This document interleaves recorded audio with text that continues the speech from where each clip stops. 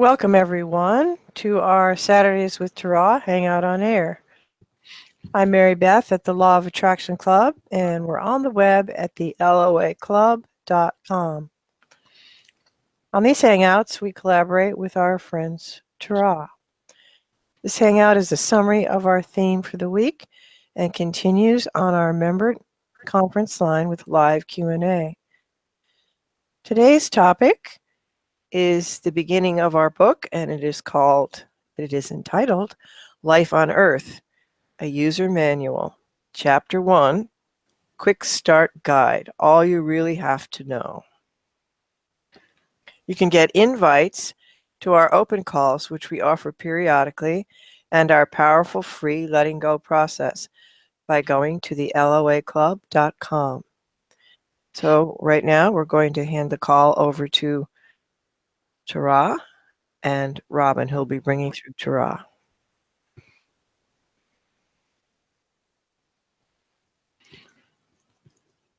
If you know that all is well, you know all you need to know.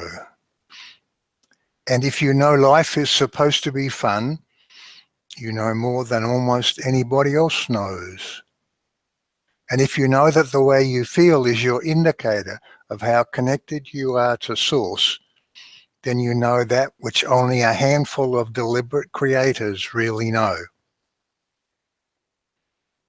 Abraham through Esther Hicks, October 98. Do you have to know the whole story about everything before you can become a deliberate creator? No. Are there some basic principles you can follow in order to create more of what you want in your life? Yes. And so we thought we'd begin with this quick start guide and describe those basic principles. Included in them is what many people call the law of attraction. And although that name hardly does justice to the power of this fundamental force of nature, that horse seems to be out of the barn, and so we'll run with it. The basic principles. 1. By law of attraction, what you choose to believe and expect, whether wanted or unwanted, becomes your experience. The things you've chosen to put in your certainty bucket, the things you just plain know, will always be there in your world. That which you know to be probable will show up most of the time. The things you're rating as possible will show up sometimes. Improbable things show up occasionally, and impossibilities never. Your belief choices have power. 2. You have an infallible emotional guidance system. How you feel tells you whether you're heading towards what you want, you feel good, or heading away from it, you feel bad. Notice how you're feeling. When you're feeling bad, you're creating what you don't want. Nothing is more important than feeling good. Always reach for that better feeling thought. And 3, your default state is well-being. It's like if you release a cork you've been holding under the water, it bobs to the surface. When you stop thinking negatively, you float up into a world of positive experiences. All that's needed is to let go of resistant thought. So it's all about how you think and how you feel. What would your response be if we were to ask you if you're a glass half full or half empty sort of person? Obviously, if the glass is half full, it's also half empty. The difference is in how you perceive it. We're going to make the case here that this difference in how you perceive things is a choice. And the choices you make can have a huge effect on your life. Pollyanna got a bum rap, but she really had it about right. Let's look at some simple steps you can take to have this game of life on earth become a joyful adventure. Simple steps to success. Step A. Understand those basic principles above. 1. What you believe becomes. 2. Nothing is more important than feeling good. 3. Your default state is well-being. Step B. Learn to be aware of how you feel. What does a fish know about water? Answer. Nothing until it leaves the water and has a frame of reference. We see many of you like that fish, being so used to feeling less than good that it's normal. Some of you can go for hours or days feeling bad. Perhaps not desperately bad, but definitely not good. Some of you are leading lives of quiet desperation. You've forgotten what it's like to feel good. Well, how you feel is all important, and we encourage you to start to be aware on an ongoing basis of how you feel, and notice consciously when your feelings take a dive. It's worth taking a bit of a time out here to understand the role your subconscious plays in all of this, because it's significant. Many people trip themselves up by making a new conscious decision and not bringing their subconscious along for the ride. For example, it's not much use declaring and affirming consciously that you live in easy abundance if you don't make a commitment to stay the course with that new belief until you've overridden the old and long-established belief that money doesn't grow on trees. It's important to get into alignment by practicing new beliefs until you've embedded them into all levels of your consciousness. Step C. When you're feeling bad, stop. Reach for that better feeling thought. Here's our version of your emotional guidance scale, with 0 being that midpoint between feeling good and feeling bad. Ecstasy, +5. Joy, +4. Excitement, +3. Fun, +2. Peace, +1. Calmness, 0. Unease, -1. Frustration, -2. Fear, -3. Anger, -4. Despair, -5. We suggest you begin to make conscious assessments of how you feel. Get used to the idea of being aware of your feelings. Get used to noticing when you've dropped below 0. Notice where you are when you wake up and just before you go to sleep. Begin to live in awareness of how happy you are. You've spent a lifetime making decisions about what you want and don't want. Most of those decisions you've forgotten about, but they're all stored away in the subconscious you. You know what you want, and when you're heading toward what you want, you feel good. When you feel bad, it's because right at that moment you're heading in the opposite direction. Feelings are a byproduct not of circumstances, but of alignment. That bad feeling is you pinching off your connection to source. Nothing, nothing, nothing, therefore, is more important than simply feeling good. Feeling good is more important than being right.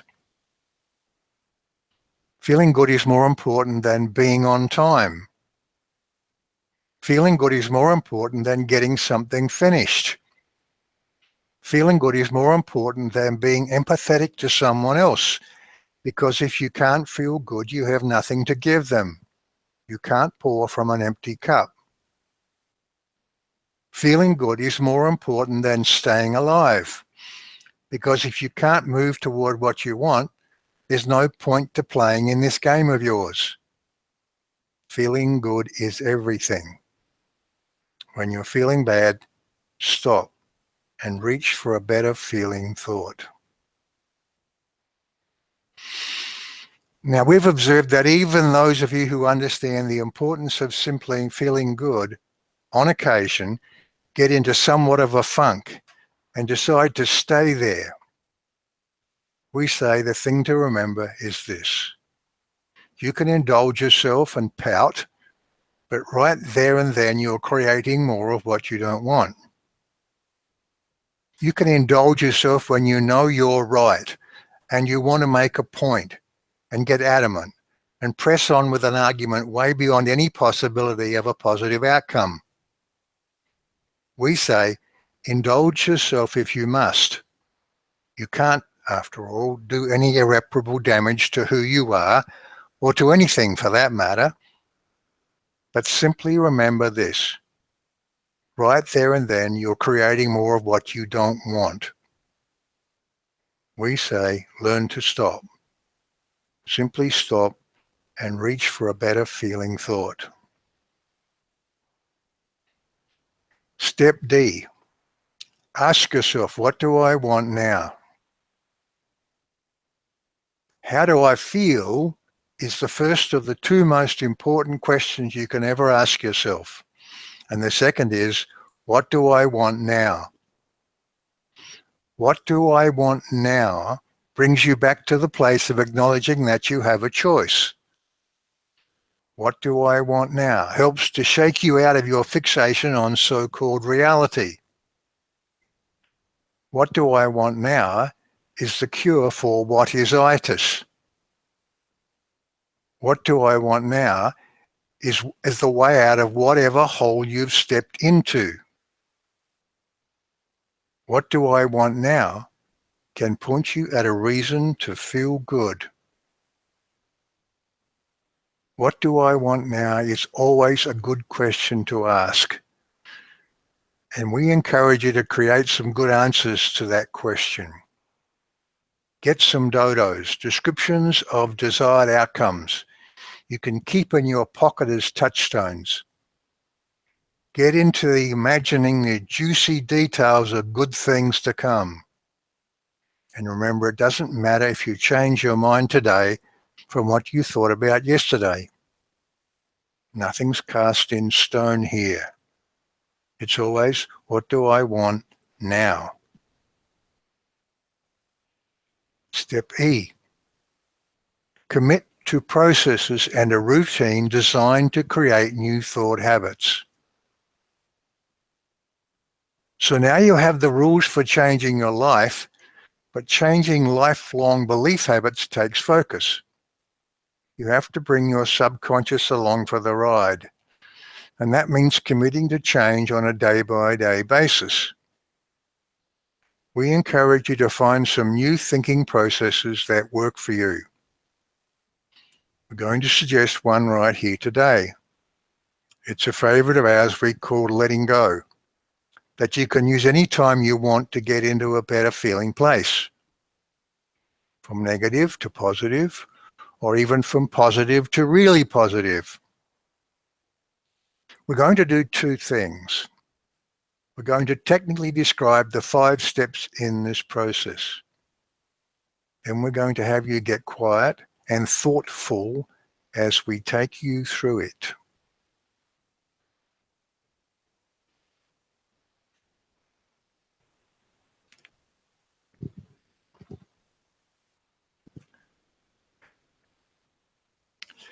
Here's what you'll notice about this process or any similar process as you get some practice at it. We'll describe steps 1 to 5, but where you start and the order you proceed with will end up varying. As you become more expert at this, you'll build these elements into your thinking in ways that are seamless and invisible.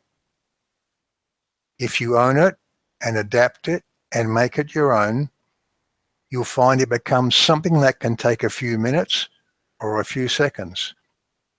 It can take being in a quiet place or be something you can do instantly, even while you're engaged in a conversation with somebody else. Own it, adapt it, make it your own. Here we go. The process of letting go.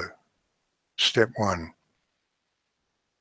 Choose to see what's at the root of the bad feeling, the fear or the doubt. Welcome it in, and notice that the very act of welcoming it in changes your relationship to it. It starts to give you power over it. Let yourself feel it. Bring it fully into your consciousness. Bring it into the foreground from that semi-present background. See it? There's nothing to fear here. Let it build. Welcome it in. Step 2, step back from it. Acknowledge yourself as creator. You alone are in charge. Everything out there is your creation. See the lie that's at the core of this discomfort. Step 3, look back at the fear, the lie. Feel it. Welcome it back, then release it. Just let it go. If the tactile sensation of holding something like a pencil and letting it drop helps with the image, then do that. If an image of kicking it in the butt works for you, do that. The release may feel large or small. It doesn't matter. It's still working. You can repeat steps 1 to 3 until you feel the difference. You may notice initially that you may be able to get hold of the fear more strongly on the second try, but as you keep repeating it, you'll find that it gets weaker. Step 4, congratulate yourself. You've taken hold of the wheel. You've just begun steering your life. You've taken control back by placing your hands on the wheel. Give yourself a pat on the back. Step 5. And now, what if up? What if miracles happened? Now play make-believe. Let yourself step into a world where things are different. Without this lie, what would the world be like?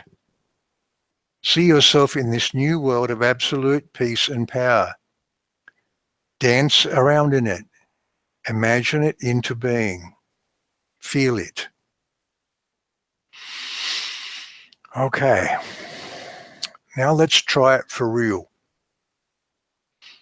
Find one of your favorite fears or frustrated desires. There's something about you or your life you'd really like to change, but that boogeyman keeps looming in your thoughts. Got it? Okay. Now let's get quiet. Here we go. Step 1. Choose to see the fear or the doubt.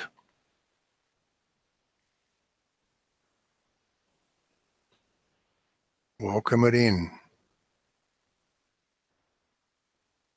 Let yourself feel it. Bring it fully into your consciousness. Bring it into the foreground from that semi-present background. See it. Let it build. Welcome it in.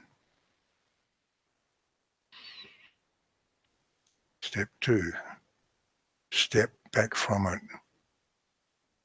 Acknowledge yourself as creator. You alone are in charge. Everything out there is your creation. See the lie that's at the core of this discomfort.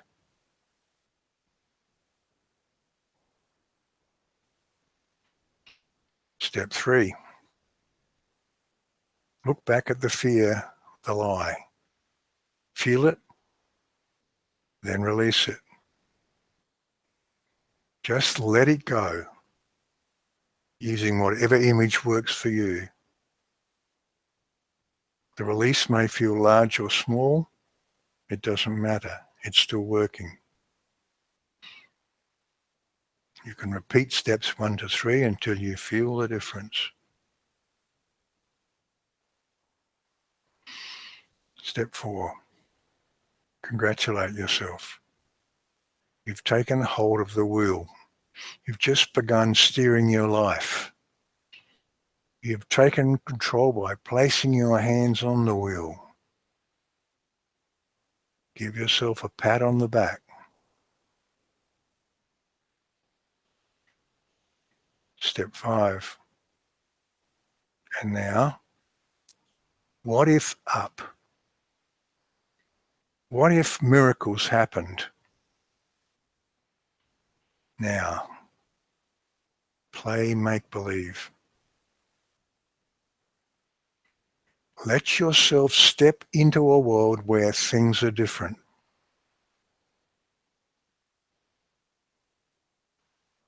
Without this lie, what would the world be like?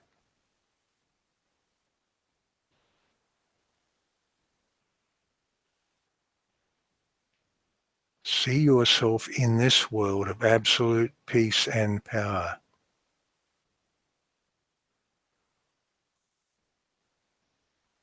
Dance around in it. Imagine it into being.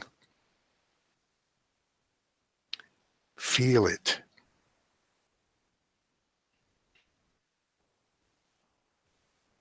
Good. So there you have it. The shortest possible version of how to create the life you want. A. Understand the basic principles of life, and they are what you believe becomes. Nothing is more important than feeling good. Your default state is well-being. B. Learn to be aware of how you feel. C. When you're feeling bad, stop. Reach for that better feeling thought. D. Ask yourself, what do I want now? And E. Commit to a routine that brings about change. Good. Then inevitably, of course, there will be those of you who will have questions like, how can that be? And why is it so? You want to know more about how it all works, and we will answer every question you have. The good part of knowing those answers, knowing that it all makes perfect sense, is the confidence it gives you to stay the course. That's what the rest of this book is about. The radical but elegantly simple truth of who you are and how you create everything in your experience. We encourage you into the knowing that there is nothing you cannot do, be, or have. There is nothing you cannot change. Nothing. If you want to take charge of your life, then we are intent on helping you to find and use processes that work for you and get you out of that old lifetime of acquired thought habits. Your work is to think differently. Everything is a choice. Choose differently. We want you to be in eager anticipation of all the things you desire. And by being in that place, you step into a different version of you. What shows up next is a different version of the world, a world that is a match to this new you. Once you step through that doorway, there is no going back. And we are with you, and we are rejoicing with you each and every step of the way.